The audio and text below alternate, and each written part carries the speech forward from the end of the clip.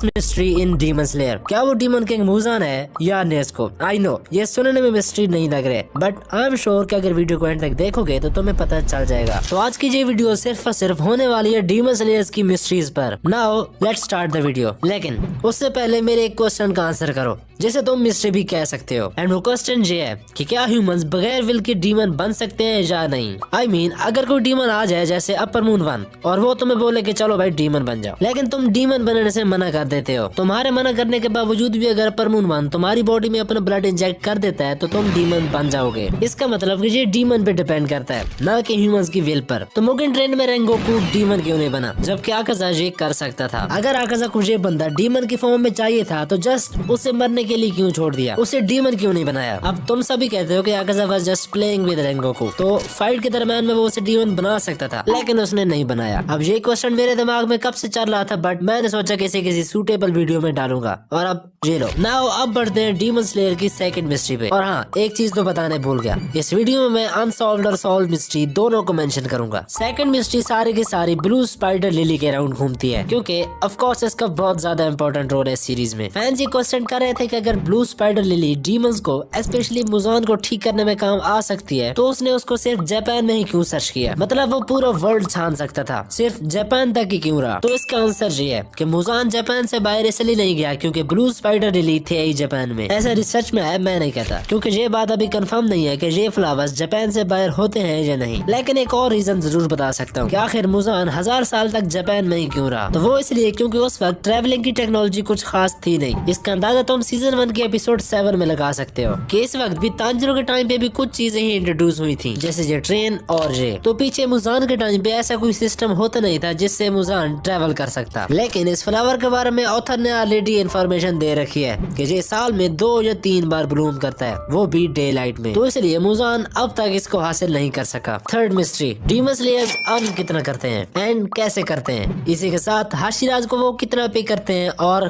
कौन पे करता है? एंड लास्ट क्वेश्चन, ये मनी आती कहाँ से है? ये सारे क्वेश्चंस तुम्हारे दिमाग में जरूर आए होंगे कि आखिर इन डीमंस को मारने के बदले में इनको कुछ मिलता भी है या नहीं। एंड ये भी कि हाशिराज लिविंग के लिए पैसे कहाँ से लेते हैं? अगर तुम्हारे माइंड में गवर्नमेंट चल रहा है कि ये उनको पे करती है, तो नहीं, ये ऑर्गेनाइजेशन गवर्नमेंट से छुप के काम करती है। जैसे तुमने सीजन 1 के एपिसोड 7 में देखा है कि हर कोई तांजिरो को कैसे देख रहा होता है। तो इन डीमन स्लेयर्स को पे करती है उबुशी की फैमिली, मीन कागाया। अब इसका मैं एग्जैक्ट तो नहीं बता सकता, लेकिन आसपास की इन्फॉर्मेशन से ये जरूर कहूंगा कि एक्चुअली में ये फैमिली रॉयल फैमिली से है और इसी वजह से हाशिराज कागाया की रिस्पेक्ट करते हैं। और अगर तुम सर्च करो तो जापानीज रॉयल्टी का बहुत अच्छे से ख्याल रखते हैं एंड उनको बहुत रिस्पेक्ट देते हैं। अब लास्ट आंसर, हाशिराज को कितनी अमाउंट मिलती है? तो जो अमाउंट फैन बुक में लिखी हुई है उस लिहाज से हाशिराज को 50,000 जेन मिलते हैं हर महीने की पहली डेट को। एंड कुछ ये कहते हैं कि हाशिराज की कोई फिक्स अमाउंट नहीं है, वो जितना चाहे ले सकते हैं। इसी के साथ ये इन्फॉर्मेशन भी दे दूं कि जो हाशिराज रिटायर हो चुके हैं उनको भी सैलरी मिलती है। जैसे तुम देखते हो कि शिनजीरो रेंगोकू का कितना बड़ा घर है। Now we are heading toward our fourth mystery. Season 1 के एपिसोड 1 में आखिर नेज़ुको सर्वाइव क्यों कर पाई? क्योंकि वो बाकी सिबलिंग से ओल्डर थी। अगर ये रीजन होता तो फिर कई कामोदा ने भी बच जाना था। The reason behind the Nezuko survival is because of her strong will. And Nezuko की स्ट्रॉन्ग विल को तुमने डीमन स्लेयर में कई बार देखा है कि इसने सानामे पे अटैक नहीं किया even after seeing his blood, और वो भी कोई आम ब्लड नहीं, वो ब्लड जिसको डीमन स्मेल करके फौरन उस पे अटैक करते हैं। लेकिन नेज़ुको ने ऐसा नहीं किया। इसी तरह उसने तांजिरो को भी डैमेज नहीं दिया और हाशिराज को भी। और इसी तरह बहुत सारे सीन्स यही प्रूव करते हैं एंड इसी वजह से नेज़ुको इस ट्रांसफॉर्मेशन को झेल पाई। अब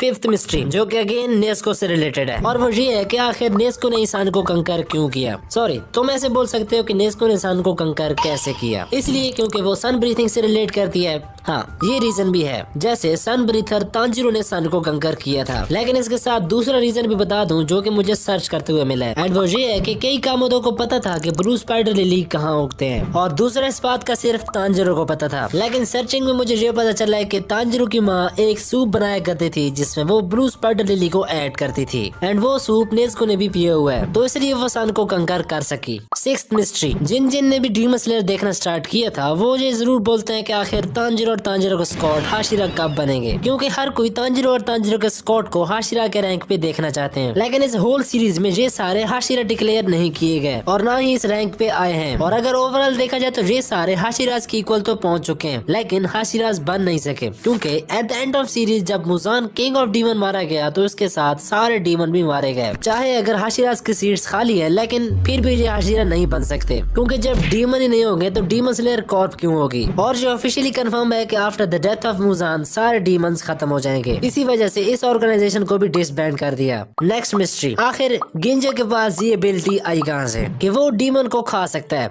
और इसके बदले में उससे स्ट्रेंथ मिलेगी। अब इस मिस्ट्री का एग्जैक्ट आंसर ऑफिशियली क्या है ये नहीं कह सकता, लेकिन शायद ये एबिलिटी शुरू से ही इसके पास हो, जब से ये पैदा हुआ था। इस बात को सपोर्ट सानामे करता है क्योंकि जैसे गिंजे के पास यूनिक एबिलिटी है उसी तरह सानामे के पास भी रेयर ब्लड जैसी चीज है। अब सिंपल सी बात है कि सानामे ये ब्लड ले तो नहीं सकता किसी से, ऑफ कोर्स वो इसके साथ पैदा हुआ होगा। एंड इसी तरह गिंजे के भी यही सीन हो सकता है और शायद ये दोनों ब्रदर इसी तरह की यूनिक एबिलिटी के साथ पैदा हुए होंगे। नेक्स्ट है मुजान का ये डॉक्टर। अगर मुजान की डिजीज को क्योर करने के लिए इस डॉक्टर ने ये कहा कि मैं इस डिजीज को ठीक करूंगा, और वो भी ब्लू स्पाइडर लिली से, जो कि सिर्फ इसी के पास थी, जिसकी वजह से मुजान डीमन में कन्वर्ट हो गया। तो क्वेश्चन ये है कि अगर डॉक्टर ब्लू स्पाइडर लिली उठा के फिर रहा था तो उसे इसके साइड इफेक्ट का भी जरूर पता होगा। वो कैसे? वो ऐसे कि डॉक्टर ने इस फ्लावर को जरूर किसी न किसी पे यूज किया होगा। इसका मतलब मुजान पहला डीमन नहीं है, बट अगर मुजान ऑफिशियली फर्स्ट डीमन है तो इस डॉक्टर ने बगैर किसी कंफर्मेशन के ये फ्लावर यूज कर लिया। लेकिन यहाँ पे ये दोनों बातें डाउट में है क्योंकि ये दोनों पॉइंट ठीक हो सकते हैं। बाकी इस पे तुम क्या कहते हो वो कमेंट कर देना। Now here is the last mystery of demon slayer, origin of demon slayer mark. Demon slayer mark सबसे यूनिक और पावरफुल चीज है